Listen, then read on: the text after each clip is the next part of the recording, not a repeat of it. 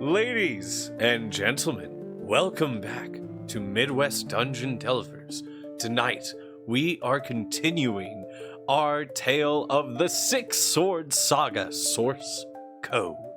Now, when last we left off, we only had Aldrich and Justicar doing some sleuthing about and investigations, solving some riddles, and inviting some investigations upon the town or village of Braden's Rest. Let us see exactly what the party will get up to tonight in the episode of Six Sword Saga source code. And ladies and gentlemen, of course, I keep saying this every episode,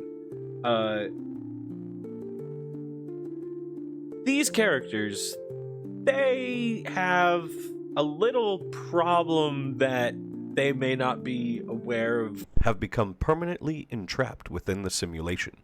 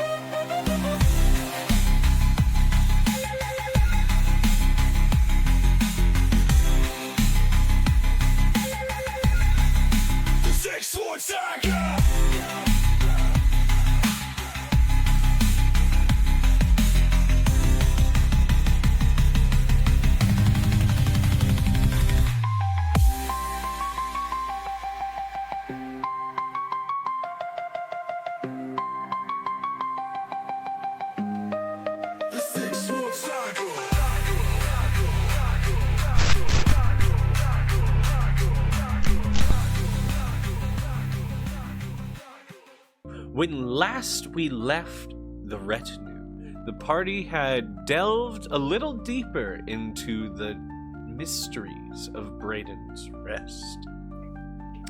Hearing warnings, did Justicar, that the gift of golden wheat that he received from this mute little girl in the fields was to be imbibed. He began slowly chewing upon it throughout the rest of the night, as well as investigating the so-called leader of Braden's Rest, none other than Maribel Greenstock, the Wheat Warden. Meeting with her and Donovan, the caravan leader, they enjoyed some conversation there, then went back to the inn, where Justicar proceeded to interrogate / investigate Emon Sunderfell, the innkeeper, and, of course, the secret to why everyone was kind of giving off that undead vibe within this village. The secret to this being a chalice blessed by a druid of old that the village denizens enjoy a taste of refreshment every day from this chalice, a specific wonderful brew called the Chalice Blessed Long Life Mead, served there. And of course, the party did not partake in the Long Life Mead, instead partaking in some of the other drinks, such as the Sun Wakes cider, the milk tea, and Old Flame. Other such beverages here at the Hearth and Harvest Inn in Braden's Rest. The party, seemingly in a safe location, Aldrich concussing himself to disguise himself for some reason, asking Justicar to help him do this. See, that was actually a cunning play, because I could play off my previous acting like a kid on the concussion. Oh, I love that. I love that. Okay. So, the rest of the party seemingly blending in with the denizens at various tables and eating and drinking and being merry as the night grows long. Is there any final things the party would like to do this evening before dawn breaks the next day? Was I aware of the interaction between Justicar and the riddle teller? I don't remember if Justicar came back and told you of meeting. I did not. He did not tell you of meeting Sister Cyrene, the Night Sage. Gotcha. I would like to specifically pay attention to the appearance of a couple of just people in the bar. Okay. I'll use that later if I need to. Okay. Couple of people in the bar. You just like. Yeah, roughly speaking, I want to pay attention to anyone who's roughly my size and shape, because I have disguised self. So. Got you. Trying to think. The only one that really fits that description are a few of the caravan people, like Gilla, for example. Gilla. You could also pass as Torak, the dwarf. Gotcha. So there's a couple there that you could pass as. There's also Sister Pina, the halfling herbalist.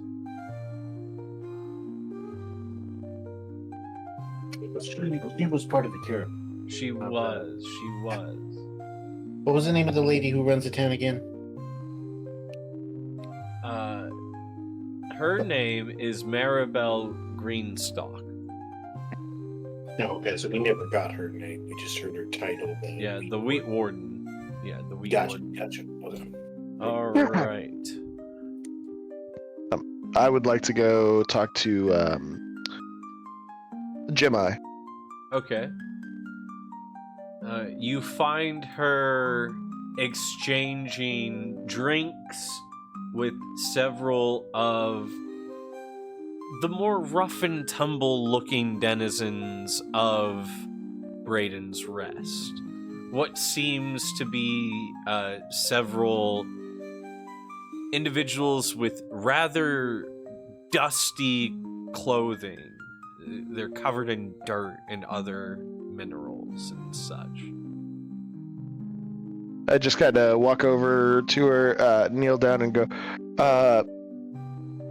do you happen to have like an amber of some sort or other golden gemish thing? An amber? Yes.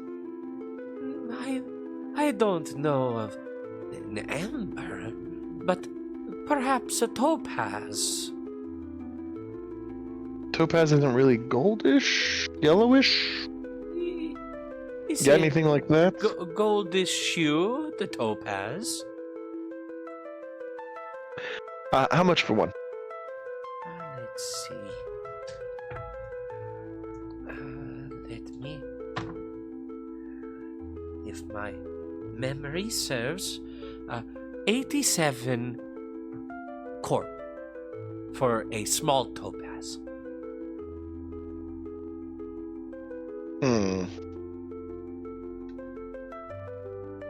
By the way, just to nerd a little bit, most topazes are actually slightly bluish or purplish, but Imperial topaz is almost exclusive gold. So I go, You say 87? Yeah, 87. sorry about that. I'm a bit of a gem. No, you're good. You're good. But so Imperial topazes have a gold. Yeah. So just to give a brief science lesson, topazes are all the same gemstone, but the different elements that are in the gemstone make the color. So Imperial topaz, I believe, has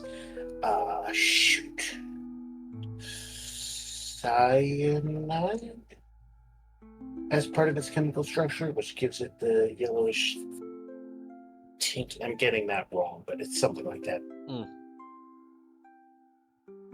It's the same thing with the emeralds and rubies, actually. They're the same gem. They just have a different element added to change the color. Ah, wonderful, wonderful. I look at her and go, I'll give you 6 silver. 6 silv.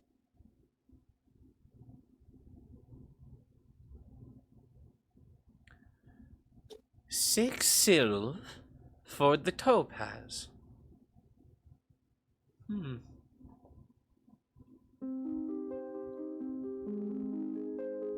6 silv and a Justicar's favor. Ooh. Adjust Not that you get a favor. Not that you not that you get a favor.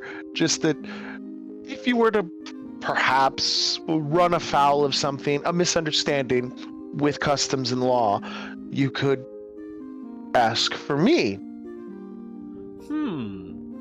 This is somewhat pleasing to me. Not that you would ever intentionally run afoul of the law. You're a good law-abiding merchant. I'm well aware of this. Of course, Justicar. I am a law-abiding merchant. And for this, favor and silv, I shall part with my precious topaz. Thank you.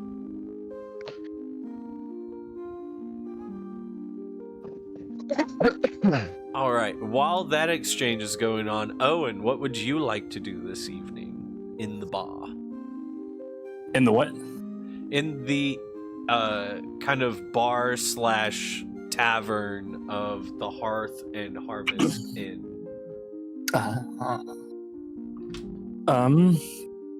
I am gonna see if I can get some breakfast for dinner.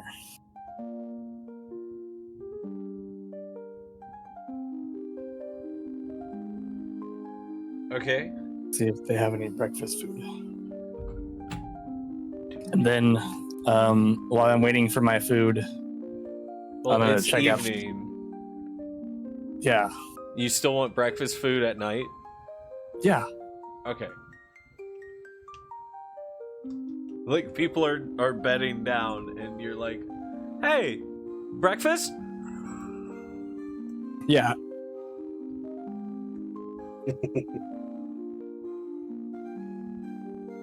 I have to ponder a few things before I go to bed. Okay. Iman looks at you strangely and then asks, would a cup of refreshment suit you better? Something that warms your stomach and fills the heart. Perhaps one of the old flame. It helps travelers who don't plan to sleep much.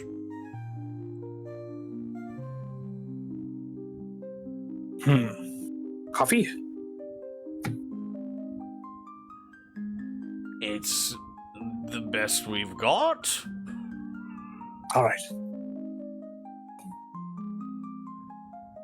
And he brings out this mug of what smells like distilled wheat and ghost pepper.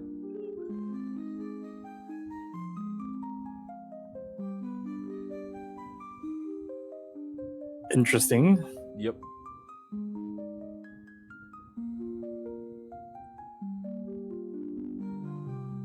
I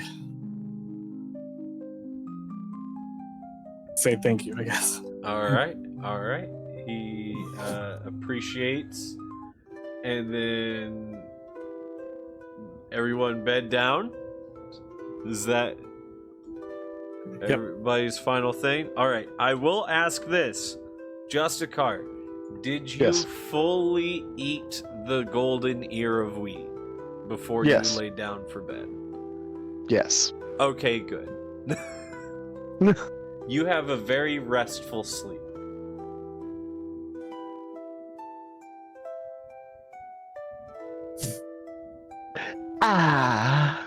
Yes. Everybody, in fact, has Good night. a very restful sleep. For the most part.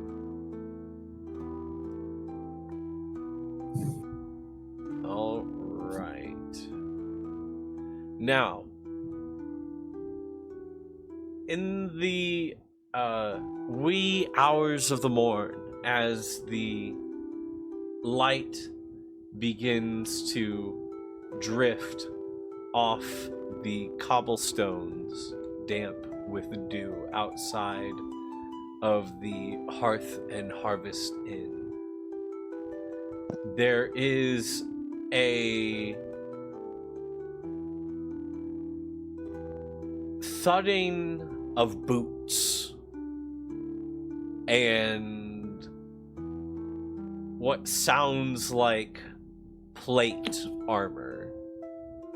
And then outside, you hear someone shout, "By order of House Veilheart, all travelers and villagers must present any rift-touched relics, arcane artifacts, or chalice-blessed contraband for inspection. Any refusal to the orders of Veilheart will be met with arrest."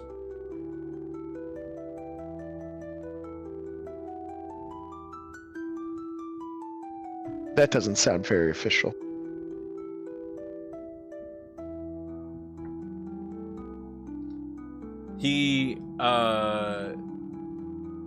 You all begin hearing this from inside the inn. Our camera, if any of you like look out your window, our camera sees that this individual stands tall, has kind of regal looking armor, and is followed by 10 individuals that are all wearing kind of Skarn-born plate and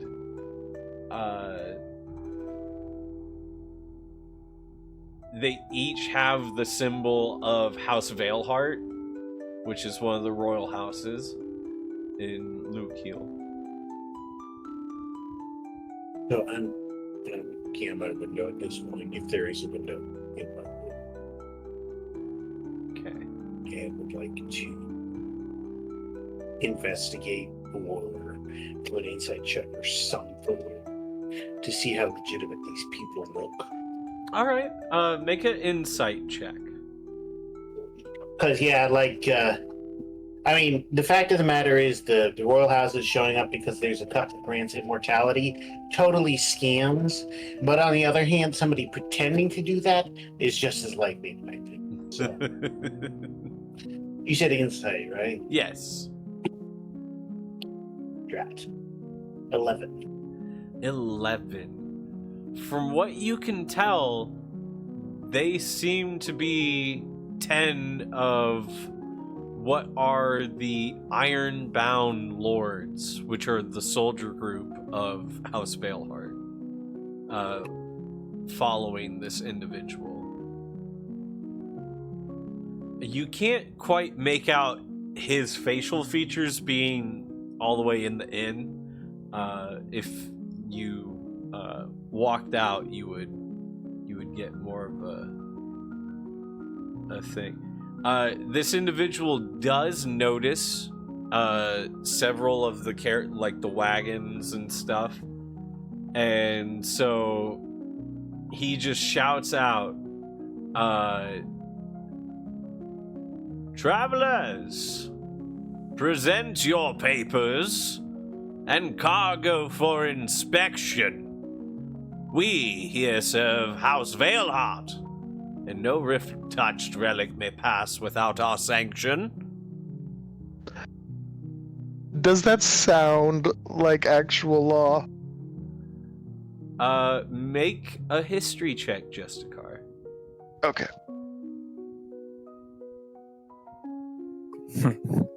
I give Justicar a side eye and it's like, sounds like a shakedown. Because I'm using my book of laws, do I get advantage with that? I will say curious. yes. I will say Okay. yes. Okay. I mean, it was good either way. I just wanted to, I'm flipping through the pages real quick. Like, that doesn't sound right. Let's see. You said history? Yeah. 22.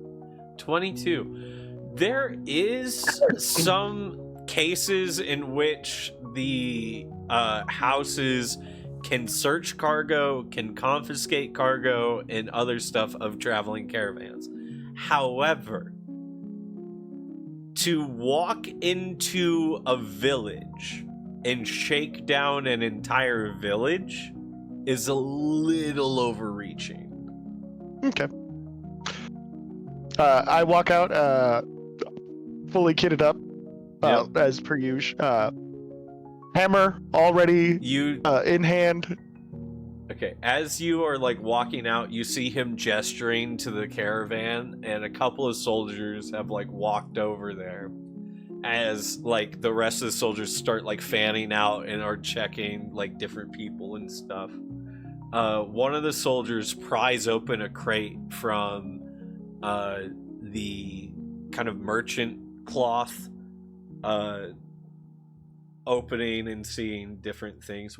Another soldier rushes over to the foul-smelling tanner's cart and pulls open a barrel of chemical and smells it and he pushes it down. The individual who is clearly the commander of this operation stands with his arms crossed and looks towards you as you slowly approach. He says before you even get close, "Not all who roam are rogues. Tell me, what brings you through Braden's Rest so early?" Nodding towards you. Looking at him, he used the royal name. Does he appear to have any semblance of the royal blood of that particular group? make an insight check. Okay. I will say that the DC is pretty low simply because you did so good with history.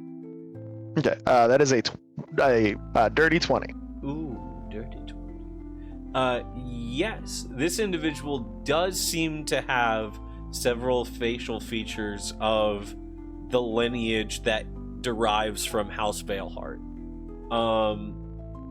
However, upon getting closer to him, you recognize this individual, and there is this like moment of like, oh no. This is Sergeant Corvin Thane.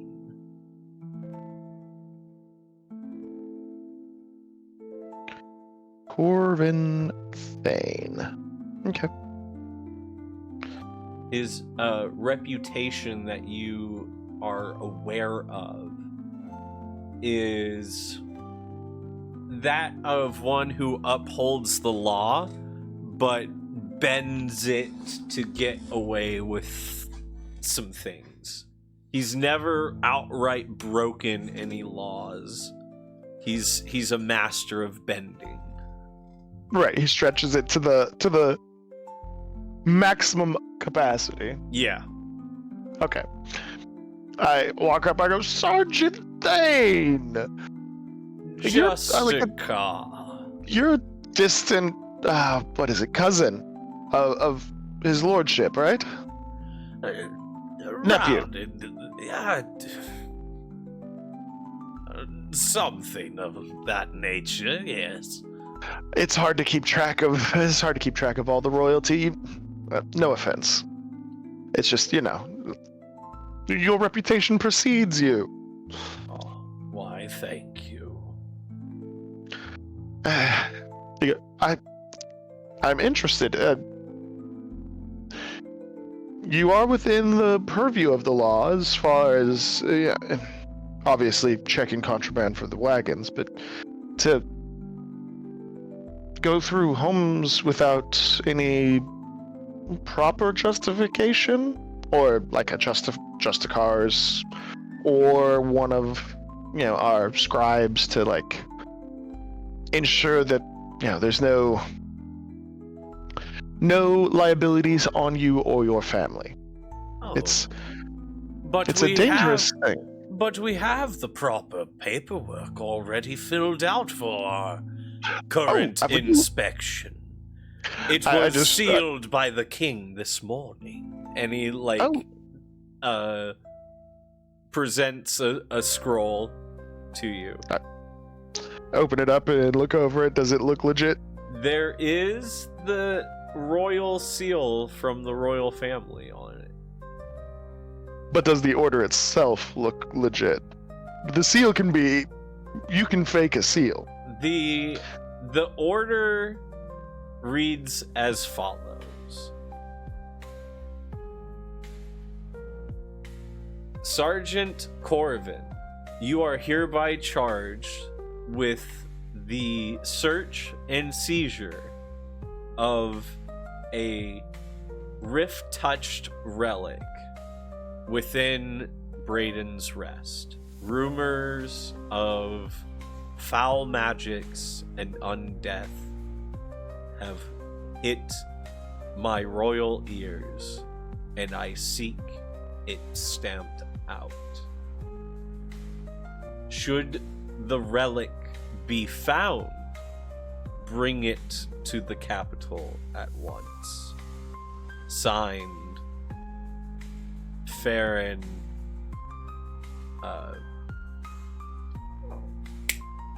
Duskbane. I want to check the seal, make sure the seal is... It looked, but is it actually legit? Okay, investigation check. Owen, Aldrich, while this is happening, I need you both to make perception checks.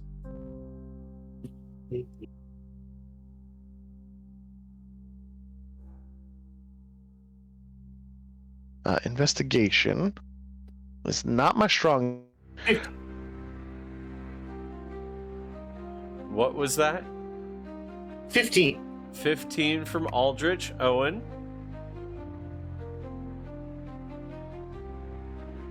Natural one. Natural 1. Owen, you are like really tired from staying up late. That drink was probably one too many that pushed over the edge of comfort, and you are a bit exhausted and find yourself just kind of like almost nodding off once you sit down at the bar in the inn in the morn. Aldrich with a 15. Yeah. With a 15, you notice both Nysa and the masked woman exchange like this weird head nod and then kind of slink back and around. And then you watch as Nysa kind of breaks out of the crowd, walks directly to Iman Sunderfell, and starts to like talk with him and like really get his attention. Who's Iman again? The inn owner. That's what I thought. I'm gonna head to the cellar. Okay. As you begin following that path towards the cellar, you see the masked woman rush down the latched or the trap door to go down into the cellar.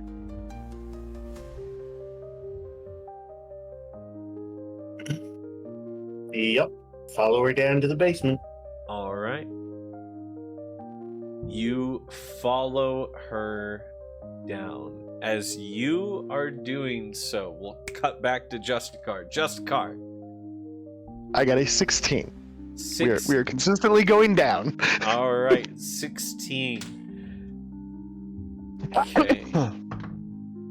It is a legit seal. However, you have seen several documents sealed by the king. Being a studious Justicar of the law, you would like to know the law of the land. There's something about the amount of pressure that was placed on this seal. It's the correct seal, but who used it?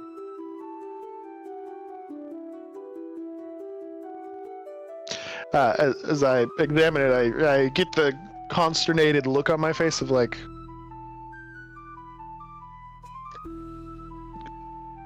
I look at the Sergeant Thane, I go, permit me just a brief moment. I pull out a small knife and I poke the edges of the seal.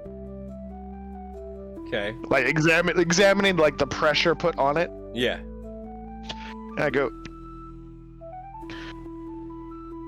you have a legit seal and it is a legit order. The problem, Sergeant Thane, is, and I look at him with like a very serious look on my face. I go, it wasn't the king who pressed this.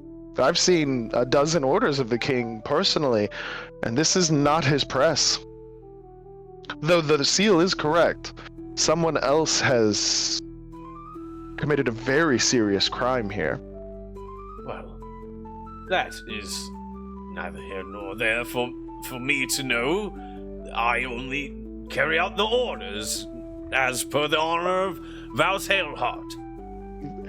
I look abashed, and you mean to tell me that somebody has used our king's seal, and you don't find that to be borderline treacherous? You carry out the orders, yes, and I'm not blaming you. You are a reputable and upstanding sergeant-at-arms. But the fact that someone else has pressed the seal, it begs the question that a treasonous thing has happened here. This is of grave concern, not only to me, but it should be to you of the noble line, potentially. And I get really close to him and I lean in, I go, potentially one of the other houses may have undue influence. One of the other houses. Make Well, if you a persuasion check. Oh, natural 20! Natural 20! Yeah. He rolled a 2, so yeah. Definitely, you see him take a step back. He looks at the seal one more time. I like gesture where I poked with the knife. I was like, you see how the thickness, you've seen the King's press probably more than I have, to be honest. You see how it doesn't match what we would normally see. He like takes his thumb and puts pressure where you've like already poked, and the seal like rips off the page without like damaging the parchment. So it like as a whole wax part just kind of like off of the thing. Somebody has not only did they that's not like you have been I don't want to say deceived, but somebody put you on this path. And I pick up the seal, I go, and they have committed treason of the highest order. That they've taken a royal seal. That cannot be. I received this from the Queen's hand myself. The Queen? Well, it's got the King's signature. Potentially. What if this was supposed to be a legitimate order? However, someone hadn't gotten the proper approval by the king, and instead of seeking out the actual seal, they lifted the seal from another document and placed it, gave it to the queen handed it to you. I'm not one to suggest which house may have done this, but you know as well as I do, it's a dangerous game being up at the top.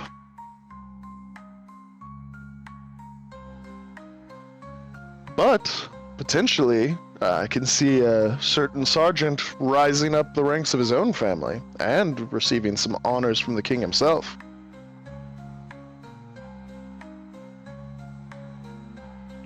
The only house that I can see playing such dangerous games is House Zedrin. Those silk cloaks, masters of blackmail and whispered secrets. I raise both of my hands for as a Justicar, I have to have a neutral stance on this. But you know as well as I do that the Justicars are particularly not fond of that house. I will assist you in your investigation here to help speed things along and expedite the grumblings of the citizenry, but I think that it would prove to be of... He says there's no need, and he snaps his fingers, and all the soldiers just kind of like stand at attention, and he goes, "Ordinary goods. These people may proceed on their way." I give the salute and bow my head to him, and I go, "I'll make sure no one else knows of this, and we can operate a proper investigation." And I give him the nod. Please be sure to bring findings of any misdeeds that you can. to me, and I will see that we can bring proper justice to whomever is the ones that have decided to engage in treasonous behavior. I see many heads rolling in the near future. You are in the middle of this conversation with Corvin, and both of you hear this kind of like thunderous shout from an individual. He stands tall and has like a hand on this kind of weathered staff looking branch, and he says, "Captain, these fields and inns are under my care. No relics have passed without my blessing. And if you seek authority, you must first earn the trust of the harvest."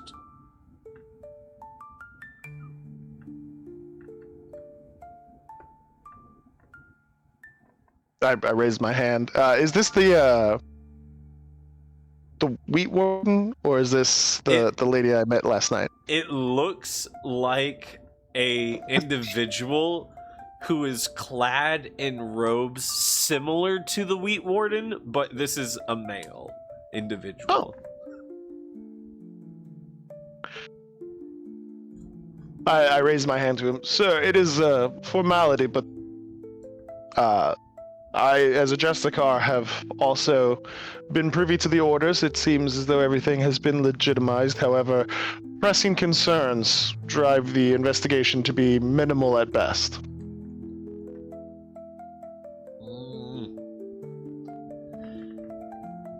Trust in one another before you trust in oaths written on parchment. Unity is the true oath of Braden's Rest.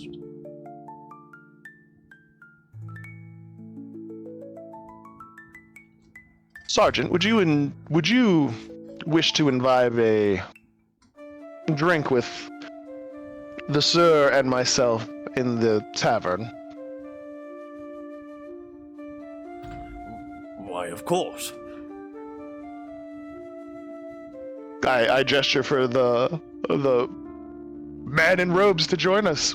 Shall we all get a drink at the tavern? All right. So you all begin heading into the tavern. We cut back to Owen. Owen, you're sitting there kind of dozing off. As you're dozing off, you hear the scout from the caravan start flirting heavily with the innkeeper.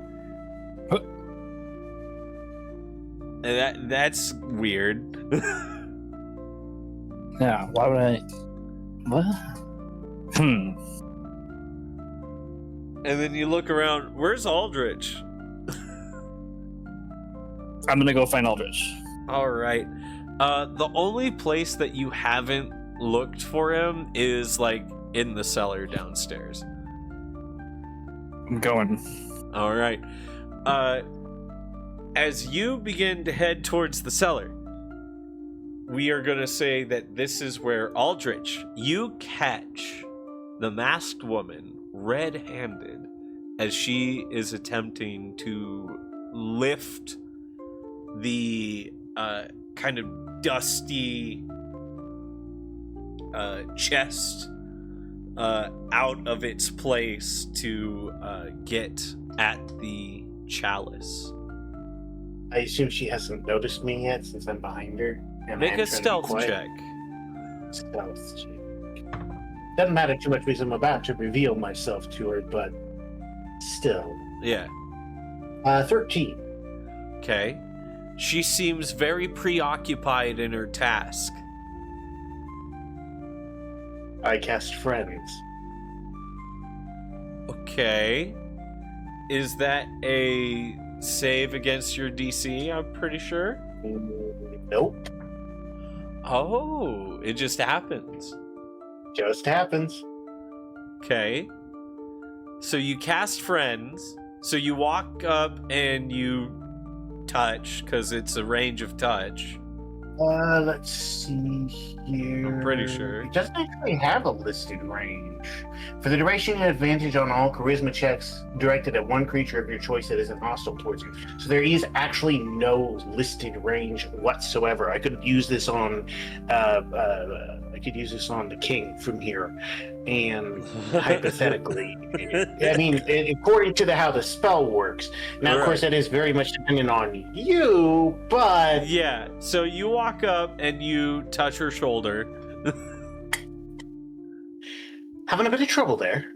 And she looks up at you, and for a brief second, there's like that initial like body jump, but then it like goes away, and then she just kind of like looks at you, and then goes, well, "Don't just stand there. Help me with this thing." Oh, I'd be happy to, but are we supposed to take it again? Oh, we're not taking the whole chest. We just need to get it off the shelf. Why is that? Oh, we just need the chalice inside. That's all. Why do we need a goblet again? I've forgotten. I'm so muddle-headed today. Oh, don't you know? We're just gonna take this, and we're gonna sell it to the highest bidder. Oh, that makes good sense, that does. There's just one problem. Have you thought about what Torak is going to do when he finds out we've taken it? Now, I know we're supposed to be stealthy and all that, but that guy's got a way about him, and I don't think we have anyone distracting him right now, do we? Oh, Torak? He's too busy right now with Donovan and the caravans. You know, I'd agree with you, but I saw him coming this way. Now, I have advantage on all persuasion checks, so I am going to attempt to persuade here. Yes. And that is going to be a dirty 22. Oh, right.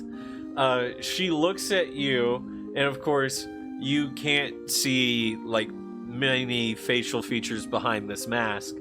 But, like, you hear in her voice, like, less fear that Torak is coming and more like annoyance. And her response is, I would really hate to... I don't want to use magic yet. Tell you what. You go keep an eye on Torak. I'll worry about the cop, alright? And I can trust you to take this and give it to me whenever we get far enough away from Brayden's Rest? She's gonna insight check you. You can rely on me to do the right thing. And I'm telling the truth. Right, that's persuasion.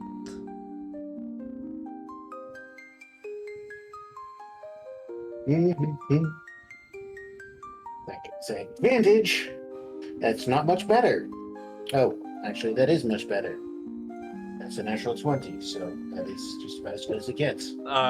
She stands up, claps you on the shoulder, and says, "You're a good friend," and then, like, rushes off. And I'm going to wait about, because this lasts a minute, we've been talking for about half that. I'm going to wait about 6 seconds, and I'm going to follow up the stairs and tell Justicar what just happened. Okay, as both of you are going up the stairs, you run into Owen as he's coming down the stairs. This way. We've taken care of it. I need to see Justicar.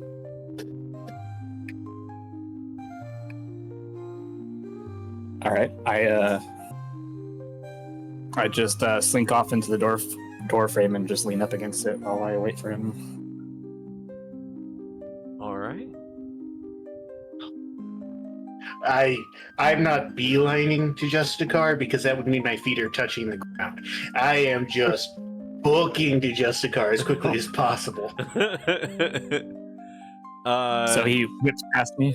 He does. He sprints past you. Well, I follow him. Well, As soon as I get up close to Justicar, as soon as I have him in sight, I'm going to mental message him.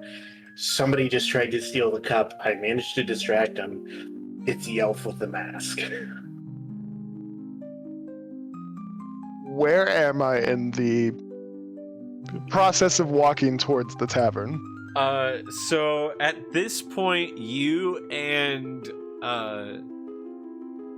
Corvin are like, wrapping each other on the shoulders and taking steps toward the inn. I assume that the elf would be in front of me on the way out.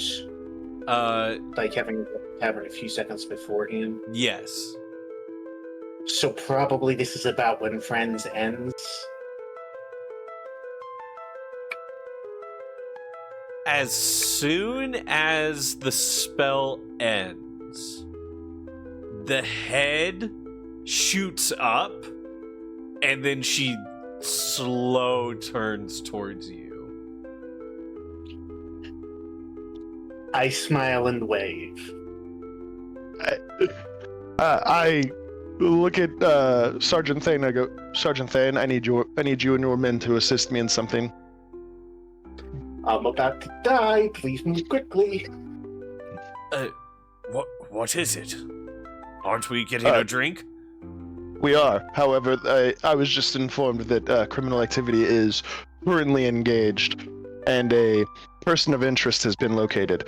Please, if you and your men wouldn't mind helping me, I don't want to requisition them without your support in this, as we're already bonded well in this endeavor. Aye. Say the word. I gesture to him, please summon your men and follow me as I charge off to Aldridge. As you begin charging up to Aldrich, as Aldrich is like mental linking with you and then turning, smiling and waving.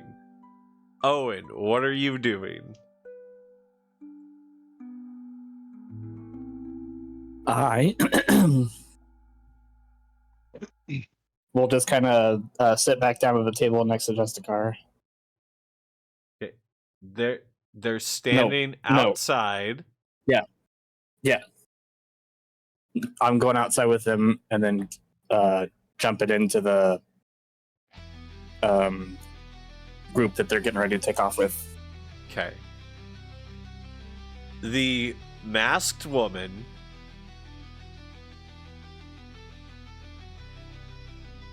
takes a couple of steps towards you, Aldrich. 100% flinch back 2 steps. And she says, "Oh, come now. Why you so fearful, Aldrich? I thought you were going to do the right thing." I did. Speaking of, have you met my friend Justicar? Have you met mine? And she slices her hand open. Oh, that's not good. There is this tearing sound as behind her these cubic shapes rip asunder, and between the gap that is formed, you see these like kind of gaunt hands like slowly emerge out, followed by this long maw of a face, and it like slowly begins to like make its way out of the portal. I need everyone to roll initiative.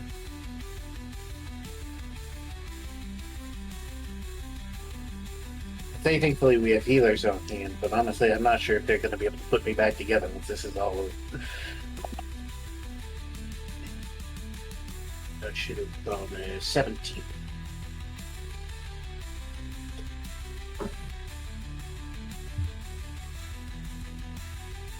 Okay. Rich got a 17. Justicar 21. 21. Owen. I got a 21.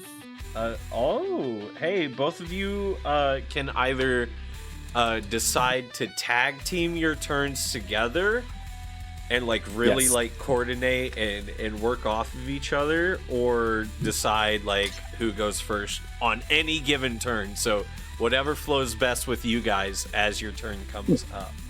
Okay. Okay, I am going to roll for Morthos as well.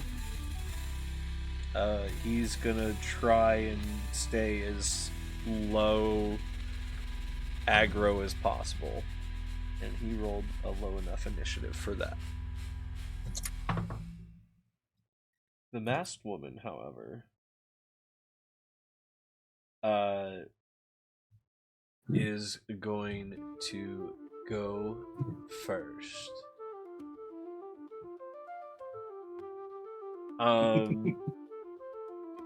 Okay, I will also roll for the creature that she is summoned.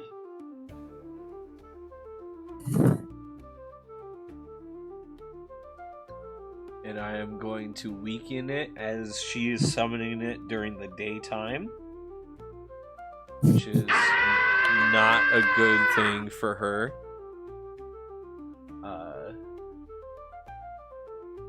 So that would be... Yep. Okay. There we go. Yes. And then for her... Okay.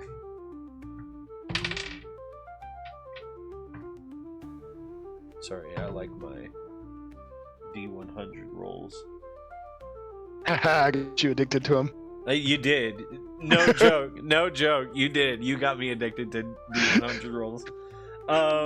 They're so good. They're so versatile. Okay. She finishes her blood ritual to open up a rift tear. I need everyone within a... And this is going to be kind of theater of the mind, more so than actually played out on the map. But I will put the people present, okay? Okay. So I'm in the middle of running to Aldridge, who ran ahead of her. No, I was behind her. So she came out first. I came out after her and instantly telepathically connected to you. Okay. Because I knew my duration was going to last. So she and her beasts are in between the two of us. I think it's pretty much you, the beasts, her, and then me. Because she's looking at me and the beasts are summoned behind her. Okay. And Owen is somewhere in this general vicinity. He is like running out of the tavern and like trying to back you up. Mm-hmm. That's good. That's good. So, out of curiosity, can you take a whole bunch of hits?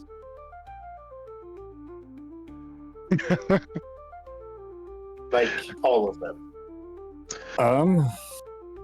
Excellent. Glad to hear. All right. we love to hear that. We love to hear that. Truly appreciate the teamwork here. I really do. I'm gonna take two steps to my left. I really think that the innkeeper left the stove on, so I'm just gonna... You've got this, right? We love that. Yeah. Yeah. Just yell out, "Don't run! The last time you ran, you almost died." So what you're saying is, if I don't run, I won't die. Just stand Because very, very still. It won't see you if you stand completely still. Isn't that something else? I think that's something else. That's beholders, isn't it? No, that's where the beauty is. Right. Wait, no, that's not right.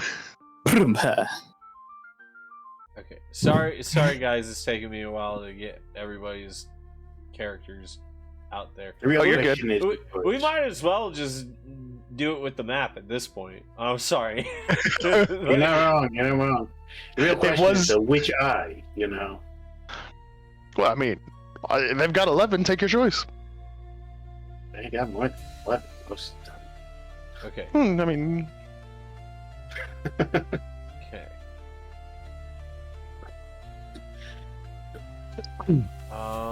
Yes. So tavern. Oh, I love that. I love that. You both are just together. I love And the that. really nice thing is that she attacked me. Because if she didn't attack me, then I would have had to tell people, but I caught her stealing.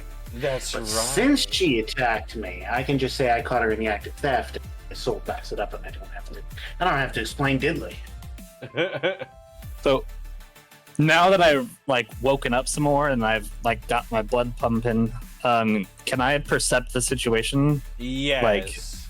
Like I'm pretty sure this short stock is like real angry and get ready to attack my friends. So, a masked woman who had been traveling with you for quite some time has just used blood magic to open a rift and is summoning. Make an insight check.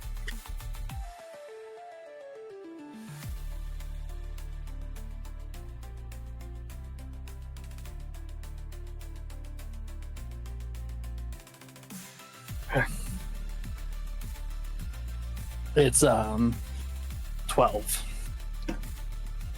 Okay. You've heard the stories from your grandmama dearest. Dang thing's a night fang.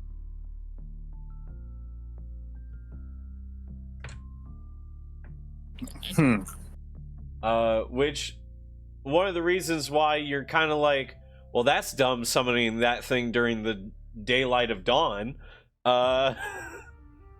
But it is a dangerous creature.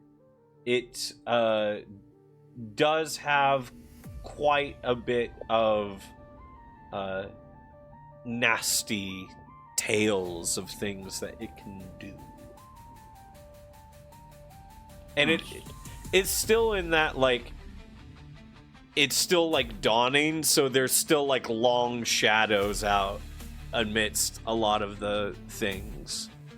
Either way,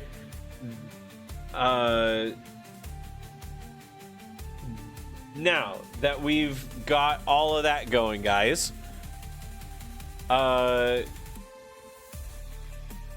so the thing begins coming out. I need Justicar, the Sergeant, Torin, Aldrich, and Owen to make Constitution saving throws.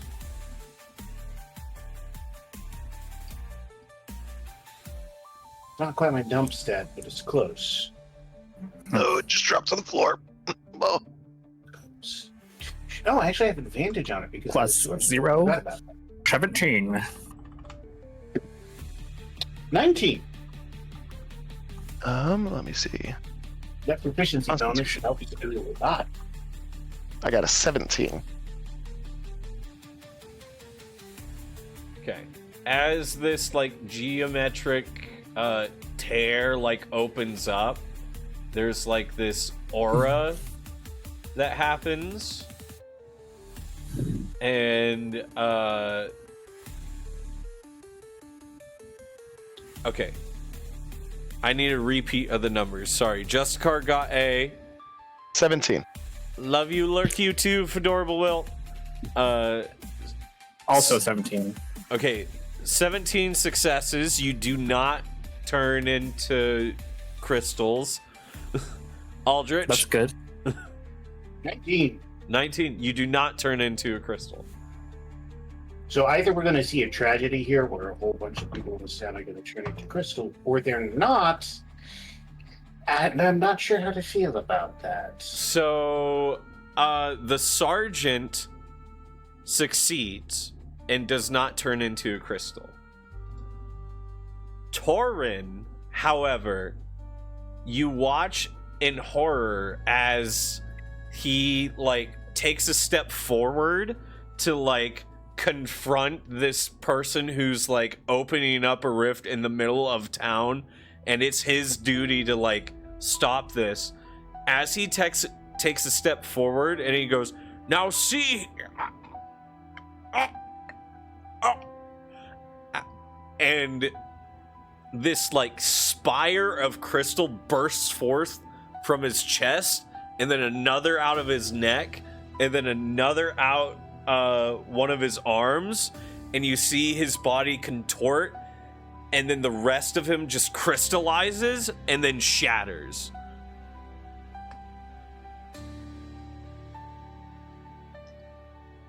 Why'd you have to do that? The rift closes. She looks at you. Why'd you have to blow my cover?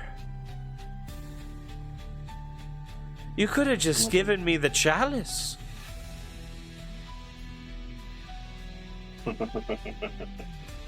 let you walk away with something that was potentially down in this town.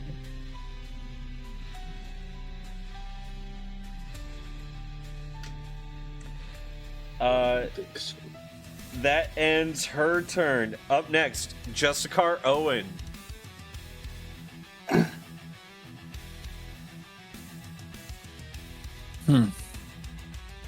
So we got the what size creature is the adversary?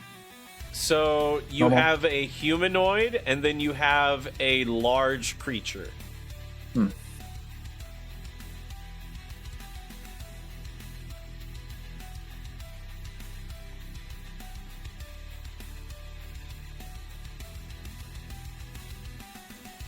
Can I swing wide to the right and then grab that bucket? All right, you rush over and grab the bucket.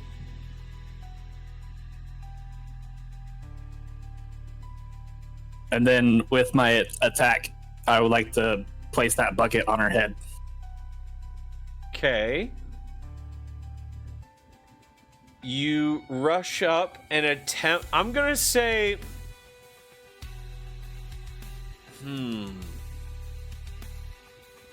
Placing the bucket on her head. She's already wearing a mask.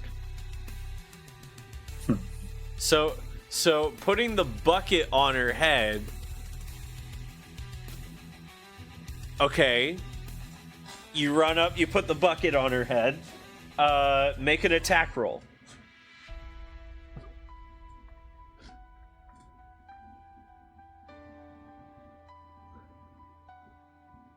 Okay.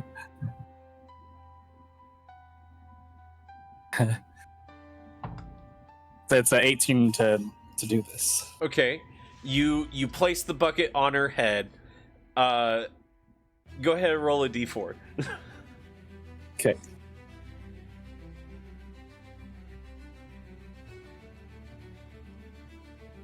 Three. All right. Aldrich distracting her with talk. She does not notice you rushing from the side with a bucket, and you slam it on the top of her head, and she just goes, "Ow!" Justicar. As I'm going to charge right up to her and position myself next to her and the creature. Yep. Can I kick her in the butt? Is there anything I could do to kick her in the butt?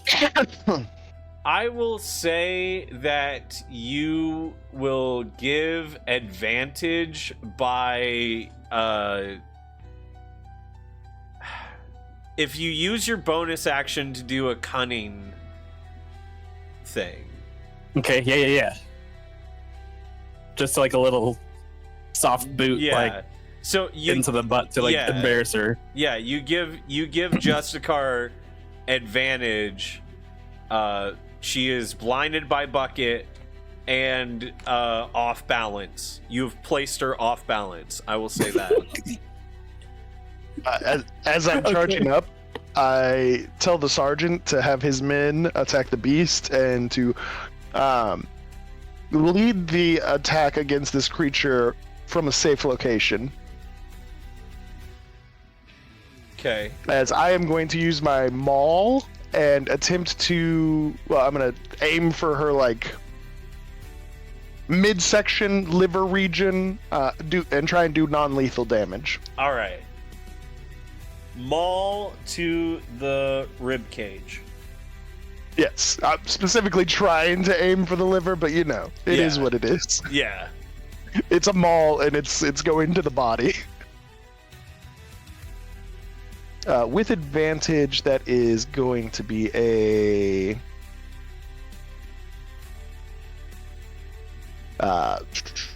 18 to hit. 18 hits. Go ahead, roll damage. That is 11 plus 6 is 17. Okay. 17. Boo. All right. Straight to the stomach. Wham! And she is kind of like lifted up to the side, and you hear her give this like cry out in pain.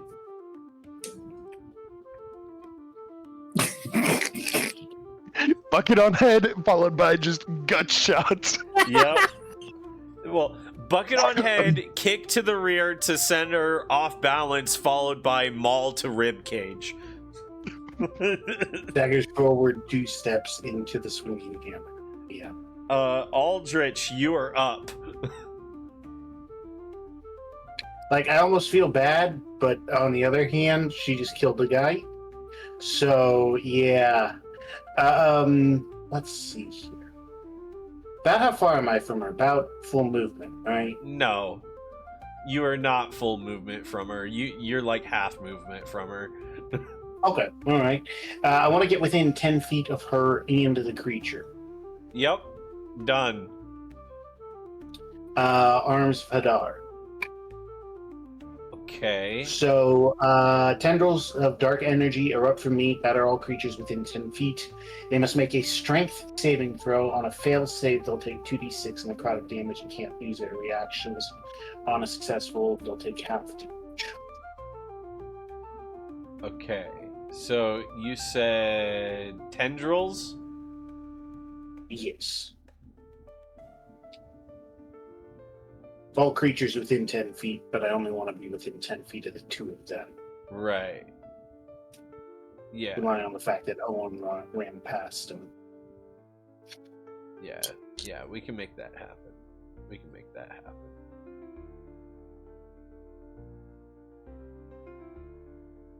Oh no, why did... Oh, come on. Really? Okay, there we go.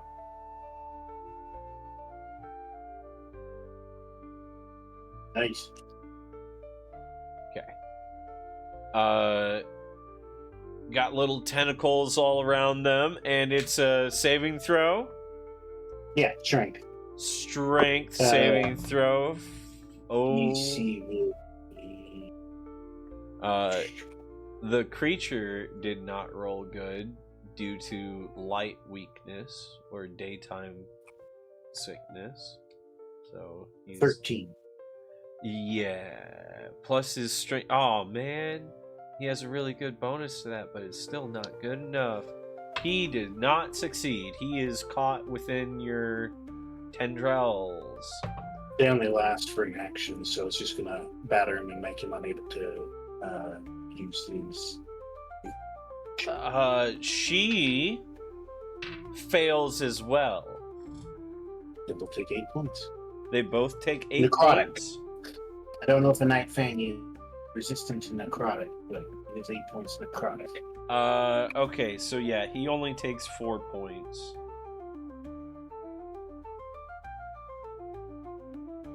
Then once I do that and the tentacles vanish, I will hop back the remaining, Movement. 15 feet of them. And just hop back over to this wooden shelf. As much space between us as we can get, because I know what happens if there's not space between me and my opponents. You're gonna attempt to Cower in terror? No, I wouldn't call it that. no. It might be what it is, but I wouldn't call it that. You're gonna run behind. You're gonna run behind this table over here. That'll save me. Yep. Okay. All right. You do so. It is now the Night Fang's turn. It is Upsetty Spaghetti. Is it actually grappled? No. Okay. It the tendrils just went and then faded. Yeah, basically knocked it for a loop and made it so it couldn't use its reaction. Okay. Nice. And just to be clear, it's not going to be able to use its reaction until its next turn. So at the end of this turn, if anyone moves to its area of opportunity, it won't be able to use an opportunity attack. Gotcha. It is going to use Shadow Pounce, Okay. where it teleports up to 30 feet to a space with dim light or darkness.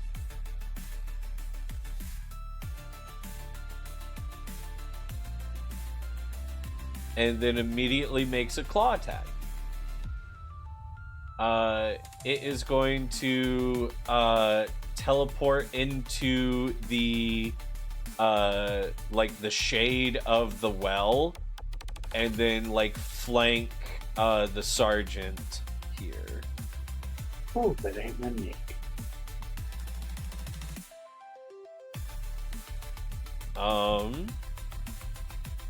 Giving it advantage on the strike. I will let you guys know that it rolled a 11 on the die and got a 20 to hit. Ooh. You watch as the sergeant turns to give orders to his soldiers, and the Night Fang teleports into the shadow of the well, reaches up with its claw and just stabs into the sergeant's midsection and retracts back, dealing quite a bit of damage. 21 altogether, 14/7 necrotic for one swing of the Night Fang's attack. It finishes its strike and then howls in pain as it puts its hands up, trying to block its face from the light of the sun that keeps poking over houses and different things. Okay, that's its turn.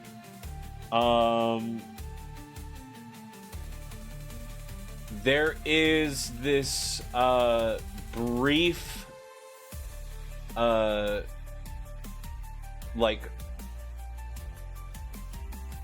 Aldrich, there's this brief flash of movement as a cloaked individual dashes from the tavern door to right by this hay bale.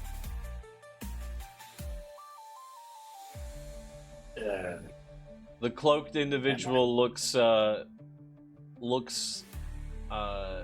tiefling in nature.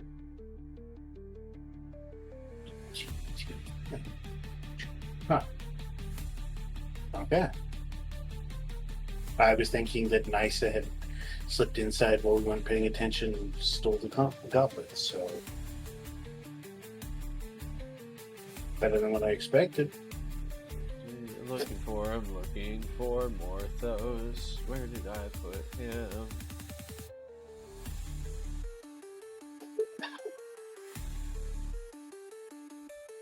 Come on.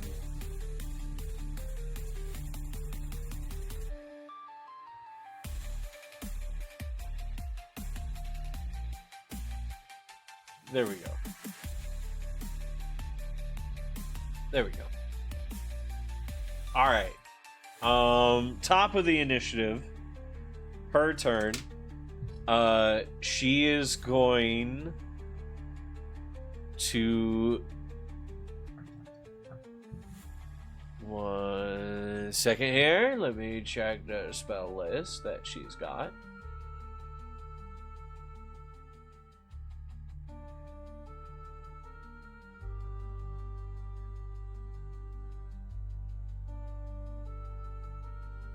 Guessing she got the bucket off her head while I was... No. She still has bucket on her head right now. She is going to use a bonus action to remove bucket. Bonus action. Okay. Yeah. Bonus action, remove bucket.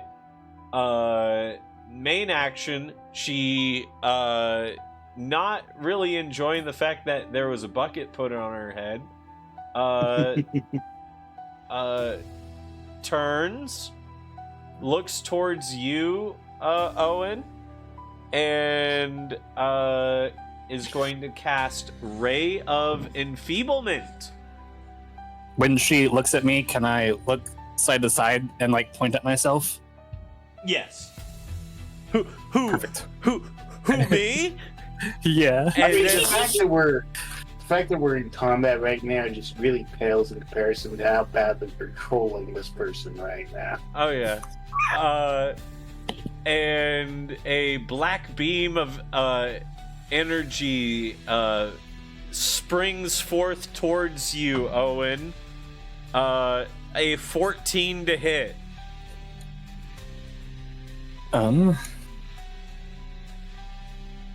Yeah. All right. You can only deal half damage with weapon attacks that use strength. And at the end of each of your turns, you may make a Constitution saving throw to get rid of this. So you're like only doing half damage right now. Well, if my weapons were strength based. Right. But most of your stuff is dex based. Yes. I know. She doesn't know that. Right. She hasn't seen you fight. She's seen the other two fight. Yeah. Okay. So she makes assumptions that I'm this and a big and boof, but I am not. Well, she's like, who else is gonna run up and throw a bucket on my head besides a barbarian, right? So Yeah. she's like, well, weaken the barbarian. She's not really thinking that you a strategist. Okay, that's her turn. Is casting Ray of Enfeeblement and then just kind of like looking around and engaging the situation. Justicar, Owen, both of you together or one before the other, whatever you want to do.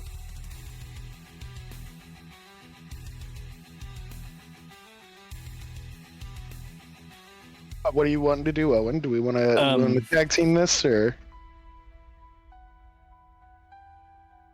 Yeah.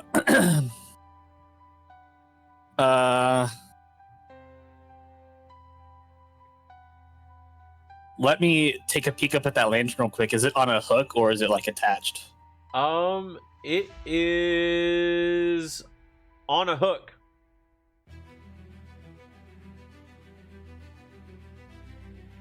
Okay. Let me grab the lantern down and then take a step back and grab that rope back there. Okay. And I'm going to attach the lantern to the end of rope. Okay, so you've got lantern on the end of rope. Yes. Make a sleight of hand check. Okay. I'll say how effective your knot is. This will be your main action, is combining these two. Okay.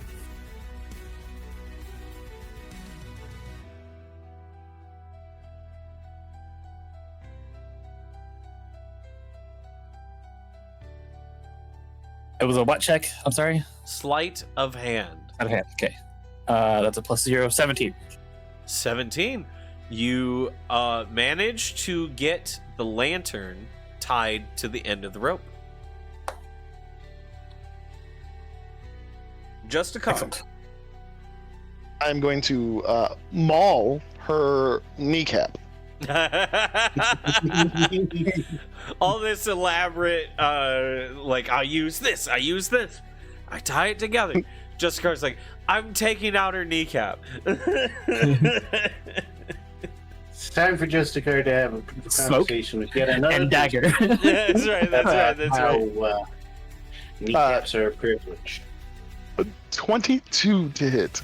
Definitely hits. Go ahead and roll damage.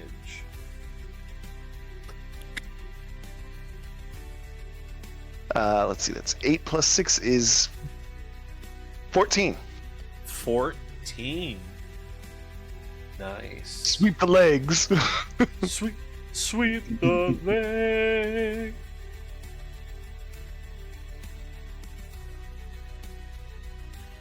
All right. That end your turn, Justicar. Aldrich, you are up. So help me out here. Directly behind the monster, in a straight line from my perspective, does that lead into a sunny patch? Yes, there is a sunny patch, like right where my mouse is circling, if you can see that on the screen. No, it's currently playing an ad, so I can barely see the screen at all right now. But is it a big sunny patch? It's like big. sun It's beams? big enough that the monster would fit in the sunny patch and need to move out of it.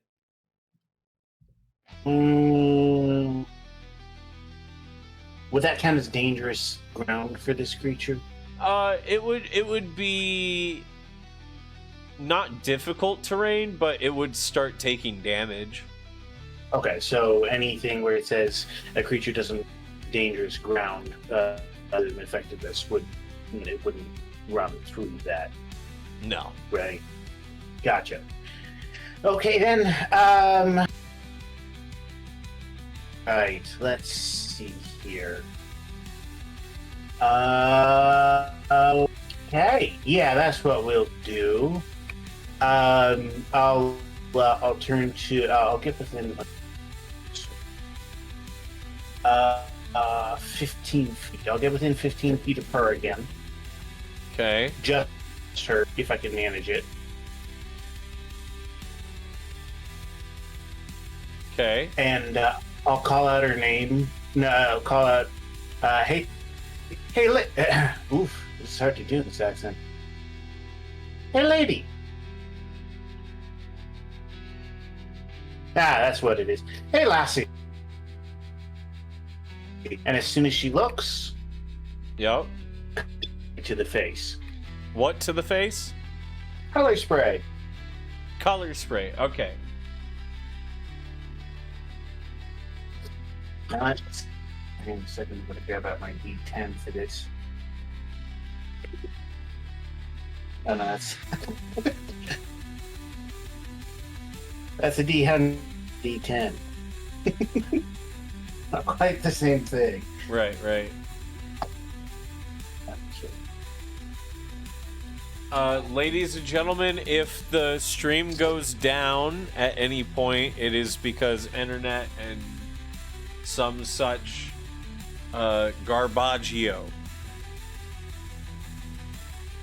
Because of the storms. But everything on my end seems to be working. So Looks like Yeah. it's working on my end. Nothing crazy yet. but my phone feed started bugging out. That's why I'm saying that.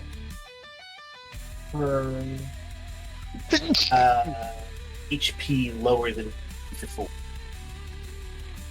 What was the question? You keep Sorry. Is her HP lower than 54? yes.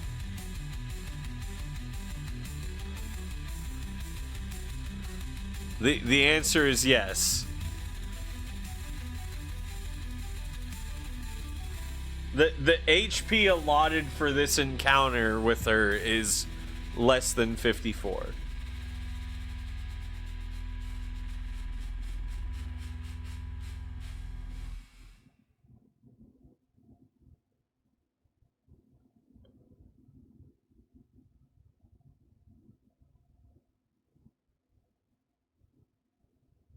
Okay. Beep beep beepers. Is anybody there?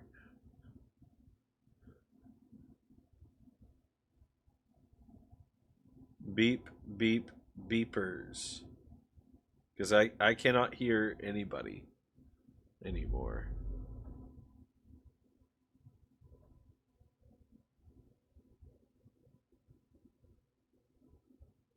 Check 1, 2. Mic check 1, 2. You can still see me.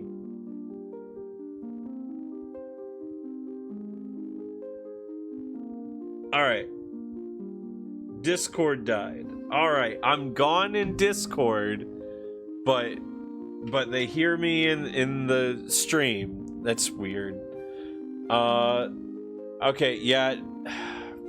Yep, my Discord's doing weird stuff on here. Let me try.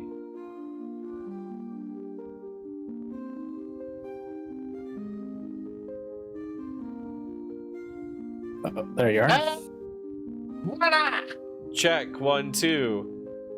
1, Check, 2, check. 3. 1, 2, 3. All right, again. Looking good. Sorry, ladies and gentlemen. Okay. Yes. Wonderful. All right. Sorry. Yes, the health is lower than that threshold. Yes. Carry. Yes. Health is lower than that Okay. threshold. For- Excellent. In that case, she. And so let me pull up the right spell again. Here we go. Color spray. She is blinded until the end of my next turn. Okay. The color spray splashes all over her mask, and like there is absolutely no way that she is seeing through whatever eye holes that were there on the mask beforehand. Perfect. And then I will retreat again behind my table because it's a comfortable space. It's comfortable Very space. comfortable. Yes. Comfortable space behind the table. That ends Aldrich's turn.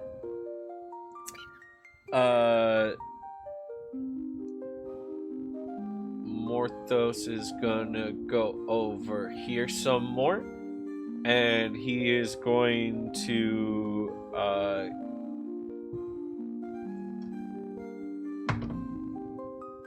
all right. He looks like he's about to cast something, and then he thinks better of it and like puts his hands down. The creature, however,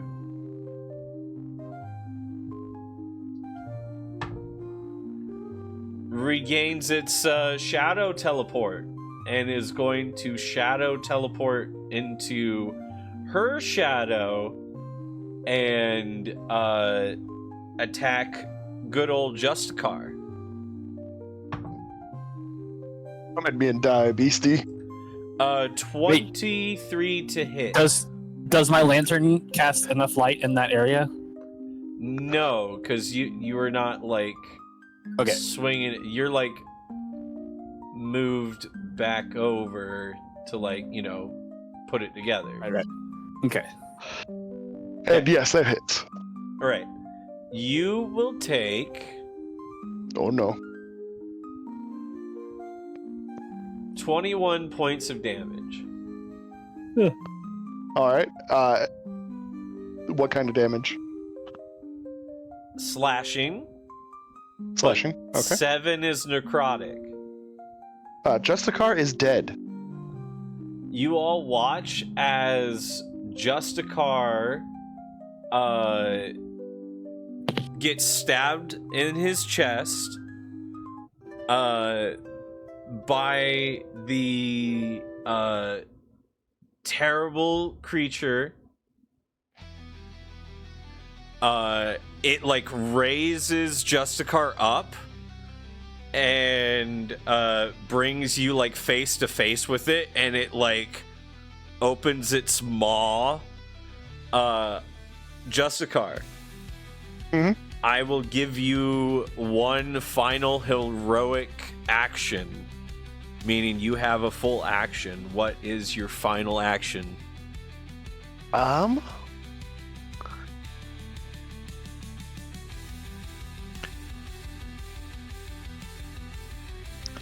I shall, as I am hoisted up,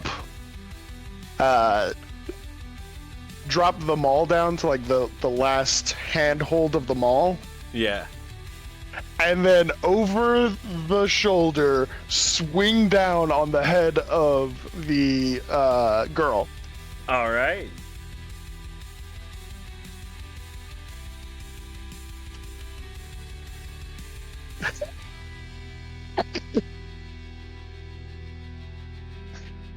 That's a natural one. As you lift your maw up to swing over your head and down onto the head of the girl, the color spray in the face has made the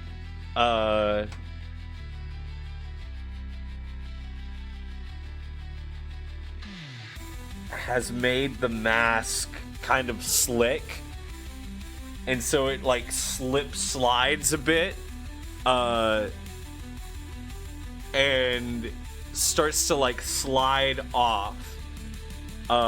As it does,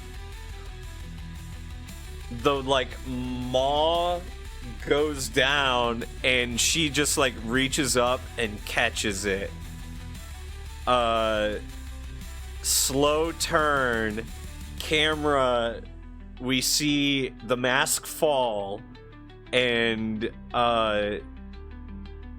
Justicar, you look in horror as none other than the queen herself is standing before you.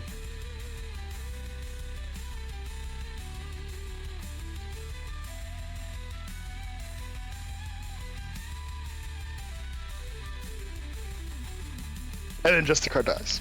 Justicar fades out right then and there.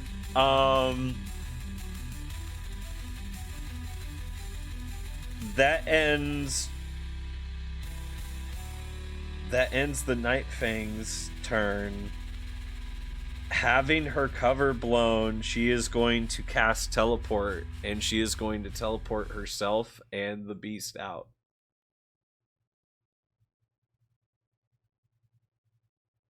As silence fills the square,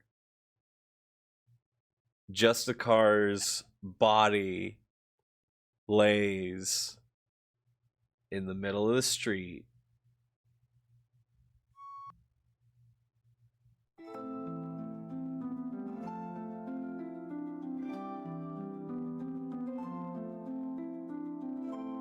Justicar, as the light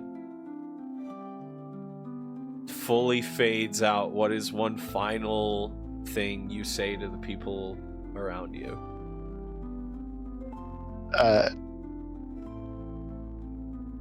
I unlatch the tome of law, and I look at Owen, who's the closest person to me, and I go, "Give it to Ignis. He'll carry it on," and just fall. Bang. And with that, Justicar's life ends. And so does tonight's episode of the Six Sword Saga source code.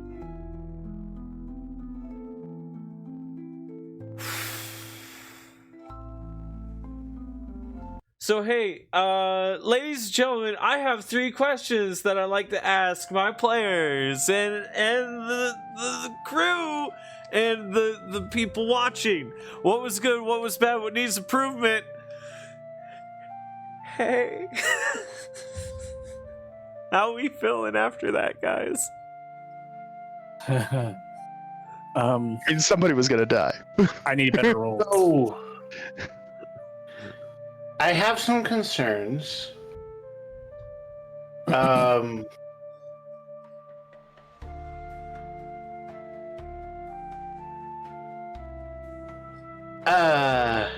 Yeah. My brain hurts. Like a lot. Great reveal. Like, that was 3 reveals in a row I was expecting. Right? So the Master Girl trying to saw that coming a mile away. Her summoning a Rift Beast, did not see that coming. That was a complete surprise.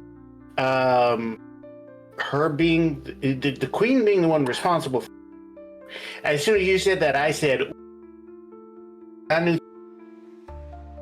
That is not what I was expecting. That is so. Yeah, I'm gonna withhold judgment, but did just 100% like, ooh, it was the Queen. Ooh, this girl has Rift Beast. Oh, that girl who has the Rift Beast is the Queen. I don't. I'm gonna go to bed.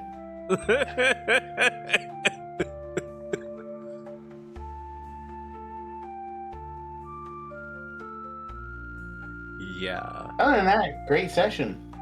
Well, I mean, Justicar died, which, you know, Right. I'm not sure how to feel about that, but Yeah. it happens. Hey, Owen. What was good? What was bad? What needs improvement? I need better rolls. I liked the bucket. That was great. That was good. That was good. It did kind of feel like half of the party was doing Looney Tunes and the other half was, which was kind of an interesting sensation, but honestly, I kind of like it. Yeah. It's like watching Bugs Bunny and like Aragon tag team an orc or a troll. Just you're not really sure. I mean, it fits, but on the other hand, it really doesn't. It's fun. That is fun. Hey. I will tell you, she was about to catch a high velocity oil flask attached to the entrance to face. I bet. Hey, Justicar. I mean, I can't Yes. really call you that much more. Nope, Justicar is gone. Justicar is dead. I have to redo the intro now. Yep. We gotta redo character art. We gotta do a whole thing now. Mm-hmm.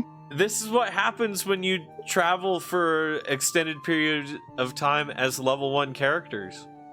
And then find the undercover end boss. Yeah, and then find the undercover end boss. Yes. I mean, Typical S group. Hey, you know, Why is it?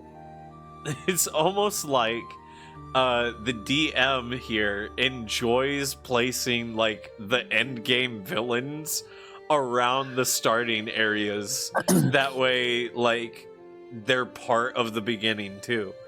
But you guys just have this like weird knack of sniffing them out. I do not know why, but every combat encounter I get in, somebody almost dies. And, you know, normally it's me, and that's okay. But this time it wasn't, and I don't know how to... Yeah. So, this is our... Is this our first on-screen character death? It is. Yeah. This is our first on-screen character death in the history of Six Sword Saga. My goodness. Yeah. I'm still kind of in shock. But I was like, okay, we'll get him back, and we'll get him pumped up right after this fight. yeah, We'll figure it out. no. And then you added the 7 necro. I was like, oh no. That's why I had to ask, because I was Yep. like, oh, 21. That's way more Slashing. than I got. Oh, yeah, I'm good. We're good. 21 slashing. He could. No, We'll be fine. 14 was slashing. 7 was necrotic. Oh yeah, that 14 dropped me. The 7 necrotic was the Kill you dead now. Yeah. Yeah. I mean, the last time we had a character death that close was when Or got zapped by the Beholder, straight necrotic, and we had a literal fine intervention for that one. Oh yeah. So Yeah, that was crazy. Oh my goodness. Well, ladies and gentlemen, I just want to say thank you so much for tuning in to the Six Sword Saga, being part of the journey. It's always a blessing to have you all here, whether it's live on Twitch or whether it's on YouTube or Rumble. Man, I know for a fact that had Jen been present, things may have gone a little bit differently.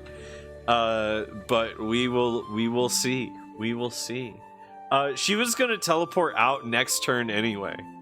You guys had gotten her HP enough that she was gonna be like, well, this is no longer worth it. Would she have survived the lantern and oil flask to the face? Oh yeah. Oh yeah. Dang. Yeah, she wasn't anywhere near death. She was at the point of like, this is starting to get annoying. I should leave. It's no longer worth it.